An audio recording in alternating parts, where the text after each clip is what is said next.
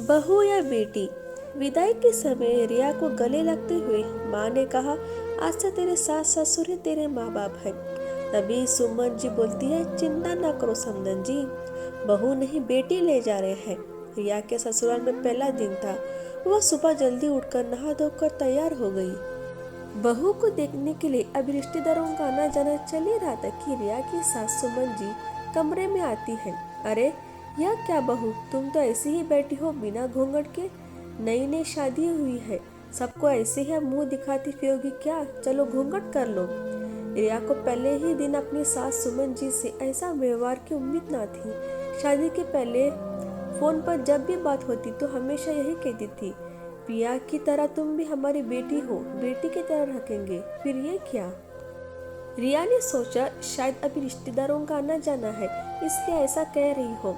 रिया ने उनके बातों को दिल से नहीं लगाया और लंबा घूंघट करके बैठ गई। मेहमानों के जाने के बाद भी सुमन जी हमेशा रिया को ससुर जी के सामने भी घूंघट करने के लिए टोकती रहती। एक दिन सुमन जी और रिया साथ में खाना खा रही थी। रिया को रोटी चाहिए थी। घर में कोई और था भी नहीं तो रिया ने सोचा खुद ही रोटी उठा ले। रिया ने जैसे ही हाथ बढ़ाया, सुमन जी जोर से चिल्लाई, अरे पूरी रोटियों को झूठा कर देगी क्या? बहुओं का झूठा छुआ ससुर जी नहीं खाते, तुम्हें नहीं पता क्या? सुमन जी की आवाज में इतना तीखापन था कि बेचारे रिया की भूखी मर गई। सुमन जी हमेशा किसी न किसी बात पर रिया को टोकती रहती थी, बहू ये मत करो, बहू वो मत करो। रिया हमेशा सोचती कि अब मैं और नहीं सुन सकती, लेकिन परिवार में शांति बनाए रखने के लिए वो कभी सुमन जी को पलट कर जवाब नहीं देती। हमेशा हंसमुख और चंचल रहने वाली रिया गुमसुम रहने लगी। ससुराल में उसे घुटन सी होने लगी।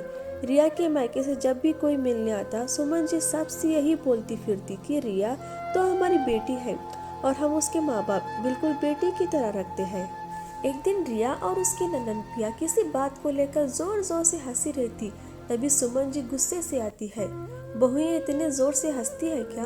पड़ोसी भी सोचते रहे होंगे कि इनकी बहू तो जोर जोर से हंसती है, जोर जोर से बोलती है। तुम्हारे माँ बाप ने कोई संस्कार नहीं सिखाए क्या?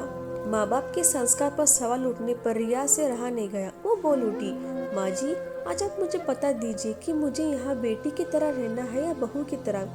एक और तो आप सबसे यही बोलती फिरती है कि रिया को हम बेटी की तरह रखते हैं, तो क्या बेटियों को हमेशा घर में घूंघट में रहती है? बेटियों का छुआ भोजन कोई पिता नहीं खाता क्या? बेटियों अपने घर में जोर जोर से हंस बोल नहीं सकती क्या? सिर्फ कह देने से बहू बेटी नहीं बन जाती, अपने व्यवहार और सोच में भी उसे बेटी की तरह प्यार और स्वतंत्रता देनी पड़ती है। सुमन जी के पास रिया के सवालों का कोई जवाब नहीं था।